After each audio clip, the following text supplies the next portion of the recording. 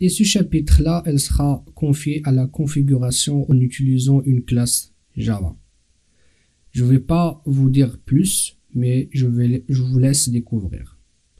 Je vais juste, en fait, préciser une chose. Ce chapitre-là, elle sera light, autrement dit, je vais aller rapidement et je ne vais pas répéter encore l'explication des concepts basiques tels que l'inversion de contrôle, l'injection de dépendance, la portée et les cycles de vie.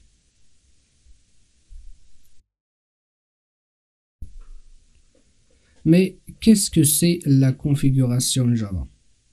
En fait, comme vous l'avez déjà remarqué, dans le module 1, il y avait la configuration à l'aide des fichiers XML et dans le module 2, la configuration à l'aide des annotations, nous avons utilisé un fichier XML dans les deux cas. Okay? Le but, ou bien en utilisant la configuration Java, on n'aura plus besoin de ce fichier XML. Mais comment on va faire la configuration? Là où il va intervenir Java, et on va utiliser en fait une classe Java qui va se charger de la configuration d'une partie de notre application ou bien toute l'application. Ok? Très bien. Mais comme vous voyez sur la diapo, cette classe pour l'instant elle est vide. Nous allons voir dans ce module comment l'enrichir pas à pas. Ok? Alors je vous dis, restez avec moi. Alors, comme je vous ai dit, le but étant de nous débarrasser du fichier XML. Sur le diapo, c'est notre dernier fichier XML du dernier projet du module 2, la configuration à l'aide des annotations. Sur ce fichier XML, on a deux balises. La première, c'est pour le compound scan. Vous le connaissez déjà. Donc, il faut que nous puissions nous débarrasser de cette balise. Et on a aussi la balise property placeholder pour en fait chercher en mémoire un fichier de propriété. Ok?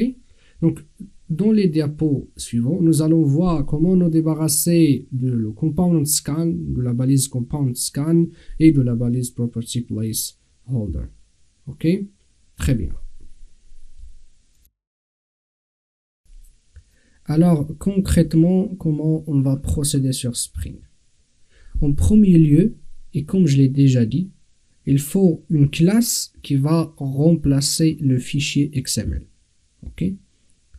C'est une classe de configuration, par exemple, dans notre cas, on va l'appeler formConfig, qui va configurer nos bins form. Ok?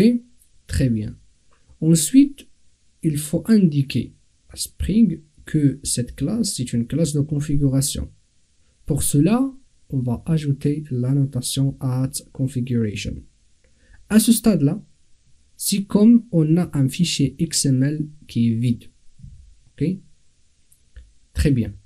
Ensuite, comme je l'ai déjà dit, il faut faire l'équivalent de la balise component scan.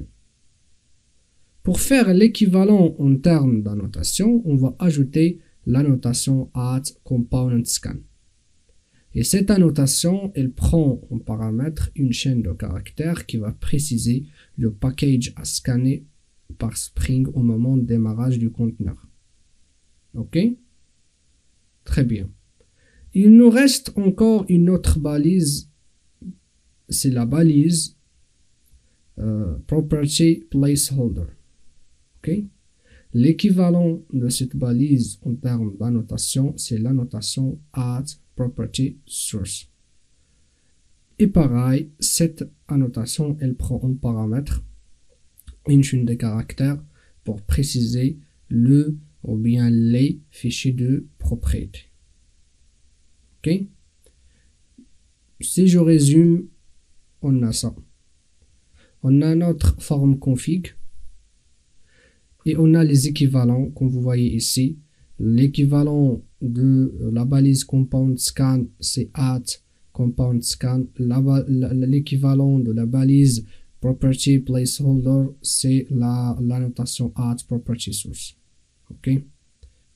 La vidéo suivante, elle va vous expliquer tout cela en détail.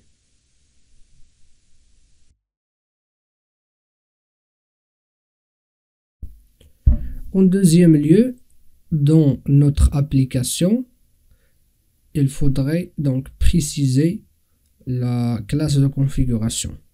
Donc auparavant, on mettait l'implémentation de application context qui est classe path XML application context et on va préciser au moment de l'instanciation notre fichier XML.